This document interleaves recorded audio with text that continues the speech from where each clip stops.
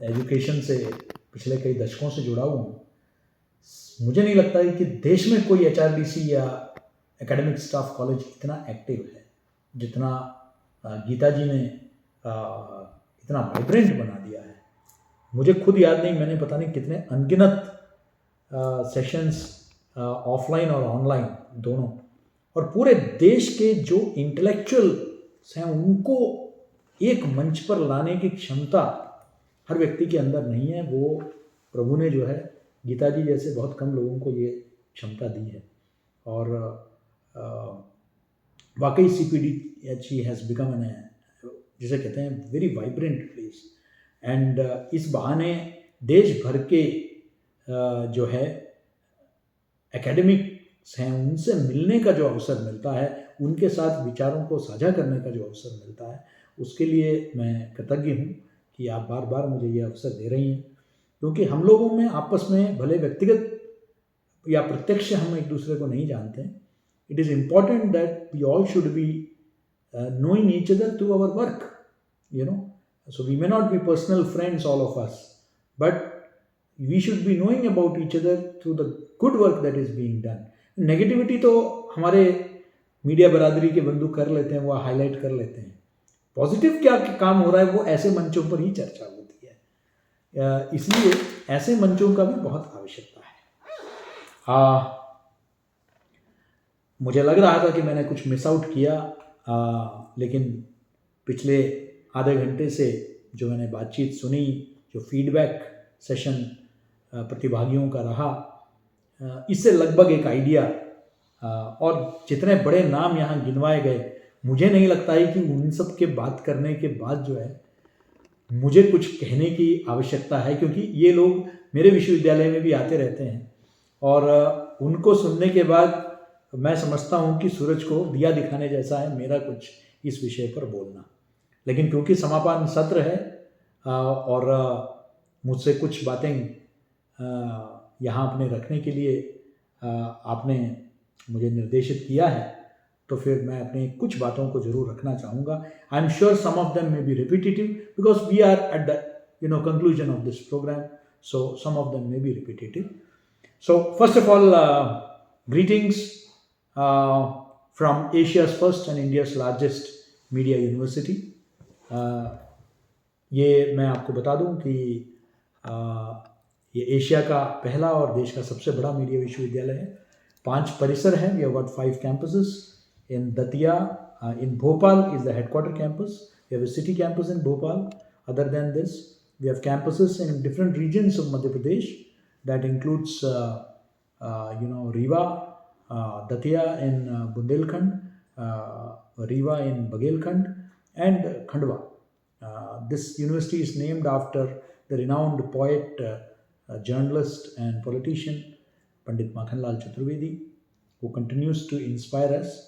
And we have, other than this, 1500 affiliated colleges across India, and we have a combined student strength of 1.23 lakhs.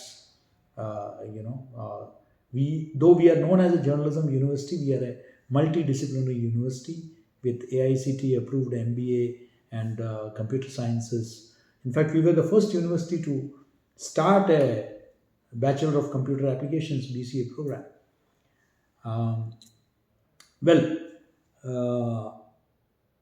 This is about the university. We were among the first university to introduce the national education policy in the country, to roll out the NEP. We currently have about 8 programs, 4-year UG programs that we have enrolled, we have started. And I must tell you that बहुत अच्छा response लोगों की ओर से है, बहुत अच्छा student participation है। NEP पर मेरे ख्याल से विस्तृत चर्चा, आज का विषय कम्युनिटी पार्टिसिपेशन है, तो मुझे NEP पर बहुत ज़्यादा बोलने की आवश्यकता नहीं है। आई am sure all of us have read the 64-page document, which is the kind of broad guideline of implementation of NEP. लेकिन कुछ कम्युनिटी से जुड़ा हुआ कुछ बातों को मैं शुरू में ही आपके सामने कुछ बातें रखना चाहता हूँ। देखिए, इसकी शुरुआत ही कम्युनिटी पार्टिसिपेशन से हुआ है। That is the most beautiful thing about this NEP। शायद ही सरकार की कोई पॉलिसी, आमतौर पर आप देखते ही हैं हर चीज़ का एक विरोध का एक टेंडेंसी है। तो कुछ ना कुछ कमी जरूर, बजट में भी कमी है, उसमें भी कमी है, वो रहता है, आज से नहीं, शुरुआत से ही रहा है। But this is one policy which hasn't been criticized much. There is a general acceptance of this. Except one criticism I hear is that it is so idealistic that will you be able to practically implement it? This is one question people ask. But generally, there is a wider acceptability of this. Because this has come after 34 years. And we have taken experiences not only from India but across the globe. The other thing is that there has been wide-ranging consultation spanning several years. बहुत कई वर्षों का community level पर, तो community participation began at the formulation stage of this policy itself. जिला स्तर पर से लेकर, मुझे खुद याद है, कम से कम मैंने दिल्ली यूनिवर्सिटी से लेकर सेंट्रल यूनिवर्सिटी मोतिहारी से लेकर AICT से लेकर न जाने कितने बैठकों में मैं गया, जिसमें हमने इस पर माइन्यूट डिटेल्स में हमने वर्कआउट किया, सजेशंस लिए, फीडबैक। इनफैक्ट कई लोग पूछ रहे थे, अरे भाई ये NEP आ भी रहा है या नहीं। सो फाइनली ये national education policy has come into place and it's not new education policy, unlike the 86 वाला, this is a national education policy. तो इसका कम्युनिटी पार्टिसिपेशन शुरुआत से ही रहा, और not just people from education but इसके stake holders, अलग अलग जो स्टेक होल्डर्स है उन सबको इन्वॉल्व, साइंटिस्ट को भी इन्वॉल्व किया, गवर्नमेंट सर्वेंट्स को भी इन्वॉल्व किया, टेक्नोक्रेट्स को भी इन्वॉल्व किया, इंडस्ट्री को भी इन्वॉल्व किया, तब जाके ये पॉलिसी आया। तो शायद इसीलिए उसको लेकर एक आम सहमति बनी और इस पर चर्चा हुई। Now community participation, let us try to understand our current education system. हमारा जो यूनिवर्सिटीज है which is working in isolation, हमारा समाज से कुछ एक्सेप्ट दैट बच्चे आ रहे हैं, विद्यार्थी आ रहे हैं, यहां पढ़ रहे हैं, लेकिन समाज से हमने अपने आप को डिस्कनेक्ट कर दिया है। Universities are working in isolation, समाज का कुछ लेना देना नहीं है। हमारे कुछ लोग, रिसर्च स्कॉलर्स, अपने लेवल पर कुछ अध्ययन करते हैं, लेकिन समाज के लिए हमने एक तरह से अपने आप को कट ऑफ कर दिया। अनलाइक से इन मेनी कंट्रीज अब्रॉड, जहां समाज यूनिवर्सिटी को देखता है for generation of ideas. Some of the finest laboratories abroad, research centers are with the universities. Governments of the day, सरकार जितने भी हैं, वो यूनिवर्सिटी को एक थिंक टैंक की तरह देखती है और यूनिवर्सिटी से आइडियाज लेती है। मुझे नहीं याद है कि कब, when was the last time, एक आध IIT जैसे कुछ अपवाद छोड़ दीजिए, IIT या IIM, यूनिवर्सिटीज को, स्टेट यूनिवर्सिटीज को, सेंट्रल यूनिवर्सिटीज जो आपके स्टेट में लोकेटेड है, कब उनके अधिकारियों को बुलाकर सरकार ने कहा कि देखिए हम एक पॉलिसी लाना चाहते हैं, हमें आपका इनपुट चाहिए? आई डोंट रिमेंबर, बिकॉज सरकारों को भी लगता है कि ये तो एक अलग दुनिया है इनका, एकेडमिक्स का। So often it is the bureaucrat who prepares the document, not the academicians, जबकि समाज का सबसे ज्यादा कनेक्ट हमसे होना चाहिए। लेकिन हम सिर्फ शहर के बड़े बड़े कैंपस, शहर से बाहर ही नहीं है। इनफैक्ट मतलब हमारा अपना एक दुनिया है, हमारा अपना एक शहर है, हमें तो किसी चीज की जरूरत नहीं है। हमारे अपने क्लिनिक हैं, हमारे रेसिडेंशियल एरियाज हैं, हमारी एक अलग दुनिया है। तो आर्मी के लिए तो ठीक है, उनका अलग कैंटोनमेंट है, लेकिन we are not army, we are an integral part of the society. This connect has to be there, and that is possible only through community participation. How is the community, how we are engaging with the community at large? अब इसके लिए पहले से कई चीजें सोच रखी थी, लेकिन अब वो सब चीजें रूटीन में आ गई।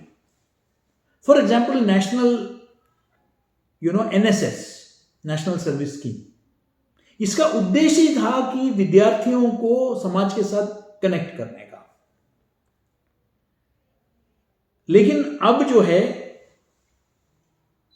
कुछ कुछ जगह होता है, लेकिन विलेज अडॉप्शन, विलेज में जाके रहना, village stay, the whole idea was that how students can learn from what is happening and how we can contribute. For example, जो law universities या law departments है, they can possible provide legal aid to the villages. Then you have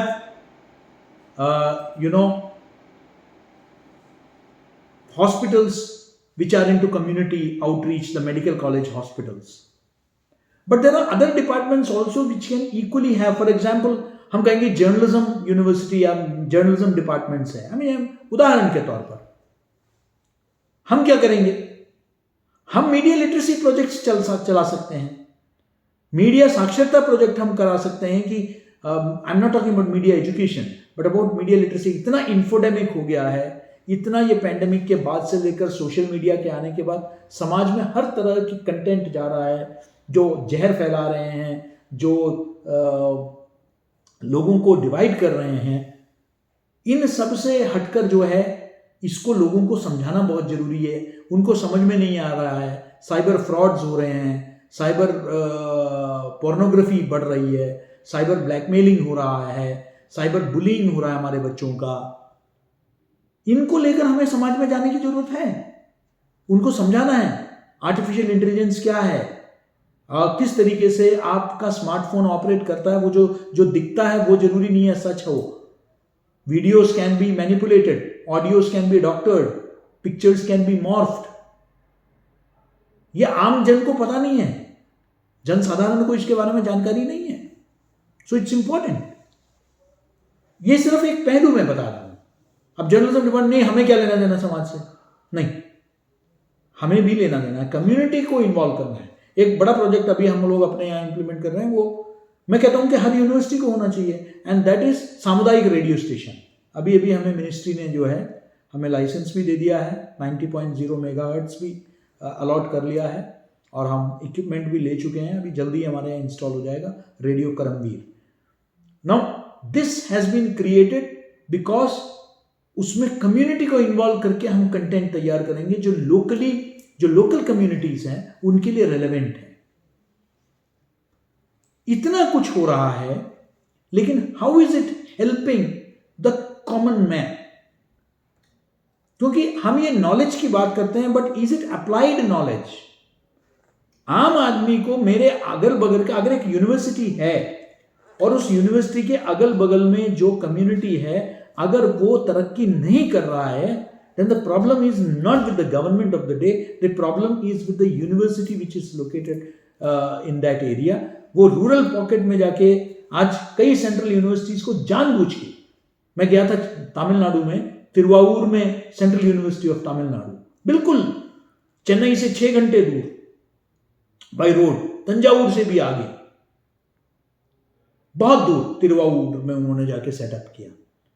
आपका गुरु Ghasidas university है जो बिलासपुर में आपने जाके setup किया। तो यूनिवर्सिटीज ऐसे, मोतीहारी में central university. The whole idea is that सब कुछ सिर्फ बड़े शहरों तक नहीं सीमित रखना है, हमको कम्युनिटी तक पहुंचना है। उस क्षेत्र में हम क्या बदलाव ला सकते हैं? The university should become a catalyst for change in these backward regions, in these underdeveloped regions. That is the whole idea. ये इंटेलेक्चुअलिज्म सिर्फ क्लासरूम तक सीमित नहीं करना है। ये नॉलेज का डोमेन हमको सिर्फ क्लासरूम तक नहीं कन्फाइन करना है। We have to go beyond the classroom. We will have to go to the villages, to the rural areas, because the task of nation building is interested upon us. हम कहते हैं जो गुरु होता है या शिक्षक होता है वो समाज निर्माण करता है, राष्ट्र निर्माण करता है। Now, Rashtra Nirman cannot be done merely by taking classes in the classroom.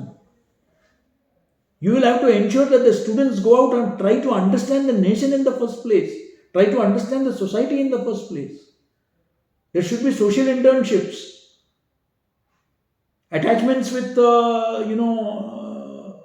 non-governmental or civil society organizations. They should let them first understand the society which they want to serve. तो ये बहुत ज़रूरी है कि हम समाज, community के साथ हम किस तरीके से जो है शिक्षा पद्धति को जोड़ सकते हैं. हमारे यहाँ जो रिसर्च है वो किस तरीके से रेलेवेंट है. Research, I am sorry to say, has been reduced to Google search. Where is the research?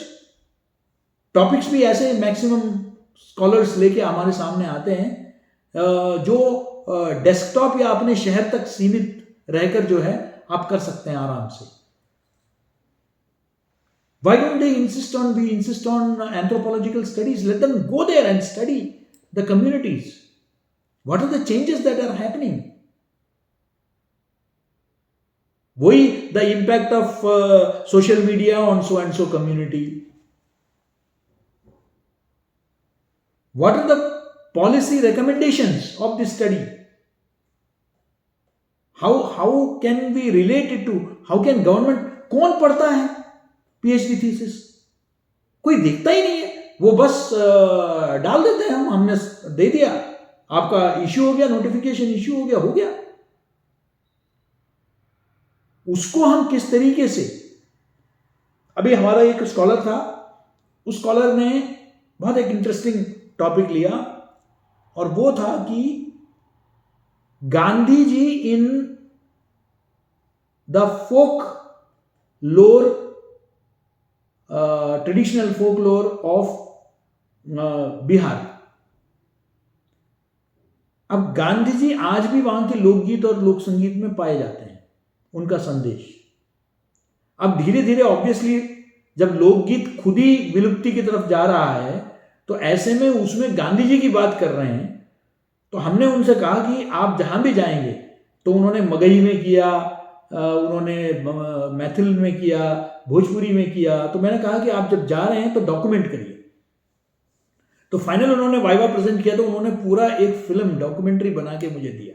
कहते कि सर ये आपके निर्देश पर हमने पूरा. तो आपने फोक लोर को, फोक म्यूजिक को, जो गांधी को लेकर जब उस वक्त था, अब देखिए वहां के कुछ कुछ गानों में, गीत में गांधी जी को ऐसा लायनाइज किया गया है उनको कि गांधी जी आएंगे, डंडा घुमाएंगे और अंग्रेज भाग जाएंगे. ये वहां के गांव का जो लोकगीत है, उस समय से अभी भी कुछ लोग बचे हुए हैं जो उन गीतों को गाते हैं. So it's a very interesting तो इन चीजों को कैसे हम प्रिजर्व कर सकते हैं, इनको स्टडी कर सकते हैं. How are they relevant? हम सरकार को क्या रिकमेंडेशन दे सकते हैं? विज्ञापन में कुछ आ रहा है तो विज्ञापन का जो है को लेकर लोग स्टडी कर रहे हैं, तो हम क्या रिकमेंडेशन दे सकते हैं? हमें इन सब विषयों को लेकर बहुत अध्ययन करने की जरूरत है जो समाजोन्मुखी हो. The whole idea is that the society should be at the centre of all the research efforts. तभी जाके वो जो, इसलिए एक संस्था है research for resurgence foundation, RFRF. कई यूनिवर्सिटीज का उनके साथ MOU भी है, हमारे यूनिवर्सिटी का भी है. द होल आइडिया इज कि भारत जब आगे बढ़ेगा, उस भारत को आगे बढ़ाने के लिए एकेडमिक इंस्टीट्यूशंस क्या कर सकती है. द फंडामेंटल डिफरेंस बिटवीन, अब आप ग्लोबल रैंकिंग्स देखेंगे तो मुट्ठी भर भारत के संस्थाएं ग्लोबल रैंकिंग्स में अपनी जगह रखती है. क्या कारण है?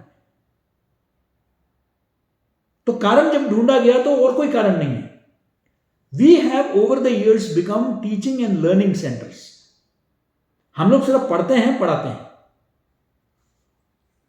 Whereas पश्चिम की अवधारणा में university is where research has been given maximum importance. अब तो खैर भारत में भी अब NAAC एक्रेडिटेशन, NIRF, इन सब में अब रिसर्च पर जोर है.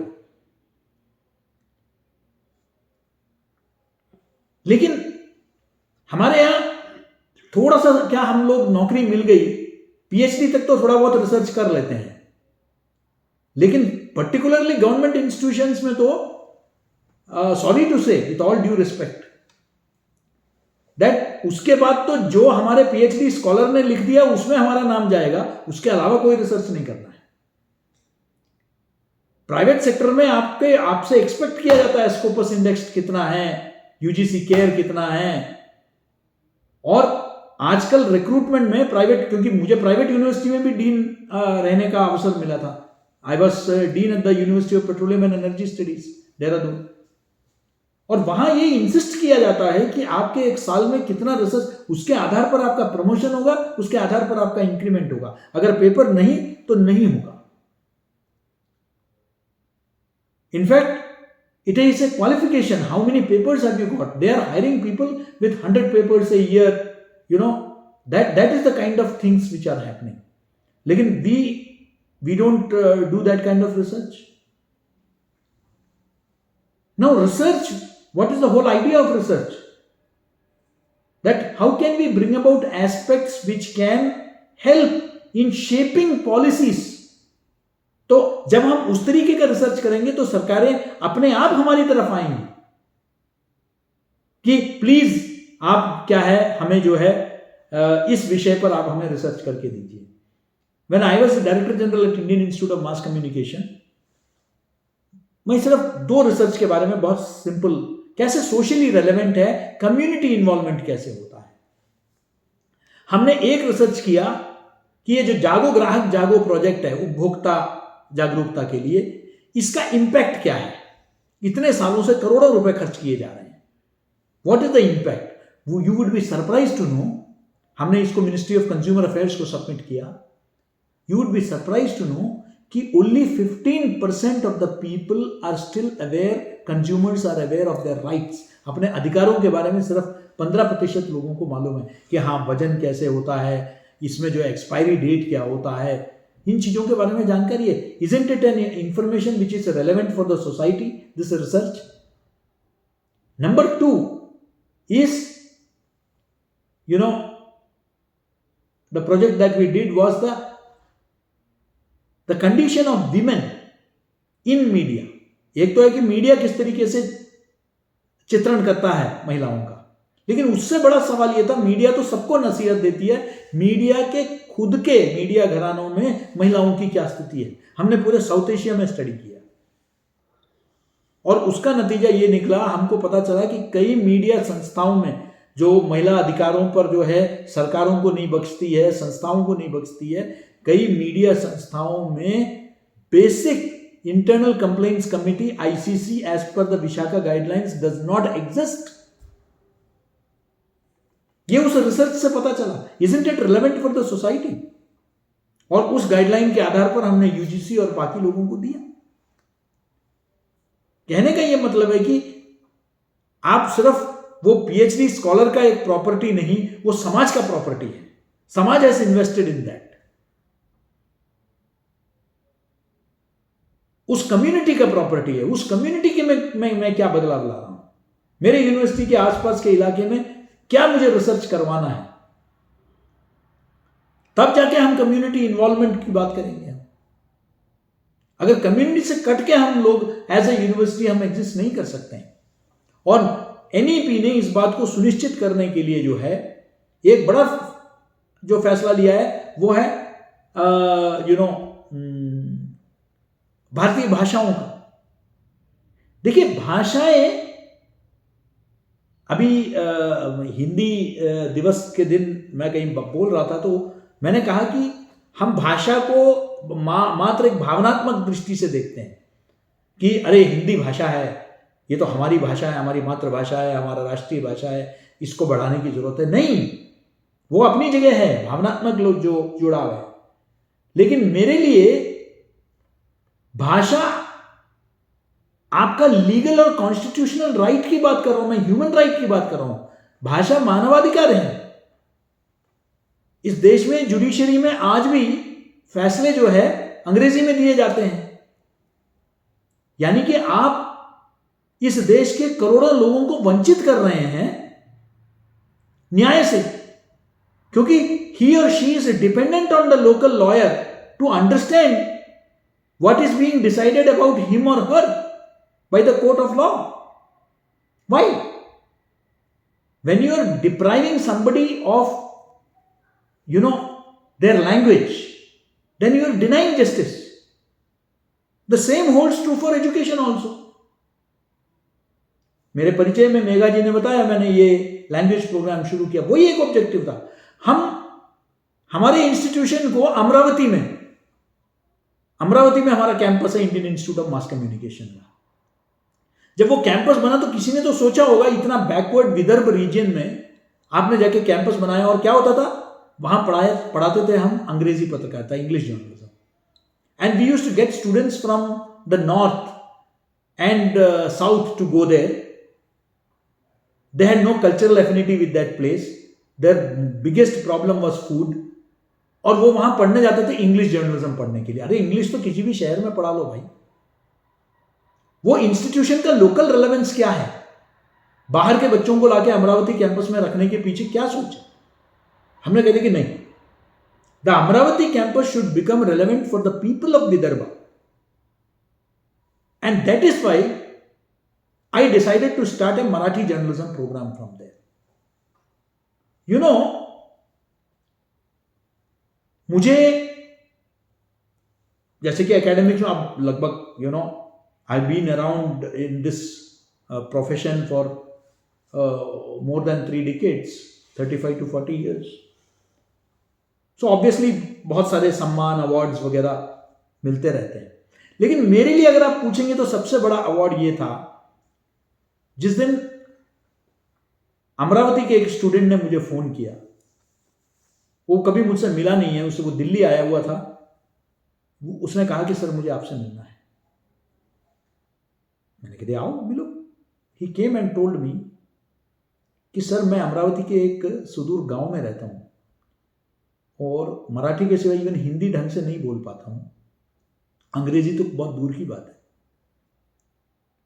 लेकिन सर आप मेरे जैसे एक विदर्भ के एक बच्चे को आपने Indian Institute of Mass communication जैसे प्रेस्टिजियस एक इंस्टीट्यूशन में पढ़ने का मौका दिया by starting this Marathi journalism program, and today I am working in ETV Marathi from Hyderabad. I could have never have dreamt of it, क्योंकि आपने हमारे लैंग्वेज को हमारे यहां लाके रख दिया, एजुकेशन से जोड़ दिया. I felt that is bigger than any Padma Shri I would have got. That is a real honor. That how can I bring about that change? Now he is writing about issues related to Vidarbha in his blogs, in his channel. He is talking about that. That is how we are developing the community, the local community. And thank God this NEP is talking about bringing language in a big way. And that is why in our own Madhya Pradesh, we were among the first state in the country. In fact, the Home Minister had come और गृह मंत्री ने वो पुस्तकों का विमोचन किया. पहले पाठ्य पुस्तकें, करिकुलम, टेक्स्ट बुक्स इन मेडिसिन, MBBS इन हिंदी. तो कई लोग उसके आलोचक निकले. टेक्निकल टर्म्स को नहीं बदला है. Kidney remains kidney, brain remains brain, तो लिवर रिमेन्स लिवर, उसको नहीं बदला है. लेकिन आम आदमी जो हिंदी में पढ़ा है वो भी उस बात को समझ सकता है. उसका टेक्स्ट बुक्स जो है, क्योंकि उसका इंग्लिश की अंडरस्टैंडिंग कम है और सारे टेक्स्ट बुक्स इंग्लिश में थे, उसको समझ में ज्यादा नहीं आ रहा था. तो उन बच्चों को भी एक अवसर मिला है. And I think that this should happen in every language, because people from the poorer areas, people from the backward regions, people from the lower state of society, they should also get access to the highest possible education. इसलिए भाषाओं पर जोर है. इस NEP ने जो एक बहुत बड़ा काम किया है वो है फ्लेक्सिबिलिटी. लैटरल एंट्री जो अलाउ हो गया है, एग्जिट की जो पॉलिसी आ गई है. अब हम भी समझते थे पहले लोगों की मजबूरी, किसी की शादी हो रही है, किसी को जॉब करना है, लोग मजबूरी में 1 साल अपना पढ़ाई करके छोड़ के चले जाते थे. ऐसे लाखों केसेस होंगे देश भर के यूनिवर्सिटी में. 1 साल पढ़ाई किया या 2 साल पढ़ाई किया, छूट गया, बस फिर कभी वो रिवाइव नहीं हुआ. लेकिन आज आपने एक कोर्स कर लिया, आपके क्रेडिट, आपके एकेडमिक क्रेडिट बैंक में चले गए. 5 साल बाद आप तय करते हैं कि मुझे इसको कंप्लीट करना है, तब तक मैं सक्षम हो गया. आप वापिस आ सकते हैं और इस कोर्स को परस्यू कर सकते हैं. इस यूनिवर्सिटी में नहीं पॉसिबल है तो दूसरी यूनिवर्सिटी में पॉसिबल है। No, this enables you, this is empowering you कि मैं अपना एजुकेशन को कंप्लीट कर सकता हूं। So education is no more now has an age ceiling कि भाई इतने उम्र तक आप पढ़ाई कर सकते हैं, नहीं। एनईपी ने जो किया है वो है कि एजुकेशन को एक लाइफ लॉन्ग प्रोसेस बना दिया। 80 की उम्र में भी जाके आप अपना पढ़ाई कंप्लीट कर सकते हैं। This will continue. ये एक महत्वपूर्ण कदम है कम्युनिटी को इन्वॉल्व करने का। तो रिसर्च हुआ, आपका जो है कम्युनिटी को, गांव को अडॉप्ट करने का हुआ, आपके अप्लाइड जो आपका नॉलेज है उसको लेकर हुआ। ये सब ऐसे माध्यम है जिसके माध्यम से आप कम्युनिटी को ज्यादा से ज्यादा आप इन्वॉल्व कर। लैंग्वेज हुआ जिसके माध्यम से आप जा सकते हैं। स्किल डेवलपमेंट, अभी कोई जिक्र कर रहा था, बहुत अच्छा पॉइंट। हमारे यहां सबसे बड़ा इश्यू क्या है कि लोग अनएम्प्लॉयमेंट कहते हैं, but the real issue is that majority of the people are unemployable. Unemployed नहीं है, अनएम्प्लॉयबल है। बीए तो कर लिया, बीए करके क्या करेंगे भाई? Do you have a skill? जबकि there is a skill gap deficit, there is a huge skill gap. आपको जो विधाएं हैं, हम समझते हैं कि चलो बीए कर दिया अब मेरे को नौकरी मिलेगी। क्यों नौकरी मिलेगी और क्या नौकरी करेंगे आप? Are you equipped enough? आज मीडिया में, अब मीडिया में प्रिंट मीडिया वाइंड अप हो रही है, दुनिया भर में वाइंड अप हो रही है, सब ऑनलाइन की तरफ स्विच हो रहा है। अब आप मीडिया में, प्रिंट मीडिया में सारे कोर्स करोगे और उम्मीद करोगे कि मुझे, अरे अखबार होंगे तभी तो आपको नौकरी मिल रही है। अखबार ही नहीं है तो फिर कहां से नौकरी मिलेगी? तो you will have to become multitaskers. आपको डिजिटल का भी ज्ञान होना चाहिए। मीडिया के जो नए एवेन्यूज है, एनिमेशन हुआ, विजुअल इफेक्ट्स हुआ, गेमिंग हुआ, कॉमिक्स हुआ, आर्टिफिशियल इंटेलिजेंस हुआ, वर्चुअल रियलिटी हुआ, ऑगमेंटेड रियलिटी हुआ, are you trained in that? Because that is the demand. जितने भी फिल्में, अवतार 2 आपने देखा, आपने और फिल्में देख रहे हैं, सब में आज कंटेंट में क्या लोग ढूंढ रहे हैं? एनिमे सीरीज हमारे यूथ देखते रहते हैं। क्या क्या चाहिए? एनिमेशन चाहिए उसमें। उसके लिए क्या हमारे पास स्किल्ड मैन पावर है क्या? 16,000 वैकेंसी से इस देश में। इसलिए स्किल पे फोकस दिया गया है एनईपी में, कम्युनिटी को इन्वॉल्व करने के लिए। उस कम्युनिटी को जो डिप्राइव्ड है, जो जिनको रोजगार की जरूरत है, how can we skill? So friends, मतलब I can go on and on, but this is the concluding valedictory session. I thought that I will share some of my concerns with you. That was the whole idea. But I'm sure that you have learned much more than this in the previous sessions that happened. And I'm really grateful to Geeta ji, Sachin ji, and everybody in the CPDHE team for inviting me for this very important program that you had organized. I look forward to continued association with the CPDHE and बहुत अच्छा लगा आप सबसे मिलकर। हाँ, I look forward to an offline interaction with all of you. Gita जी के साथ भी चाय पीकर पता नहीं बहुत दिन हो गए, तो कभी जल्दी ही अवसर मिलेगा, आई am sure. So thank you so much. जय हिंद, जय भारत।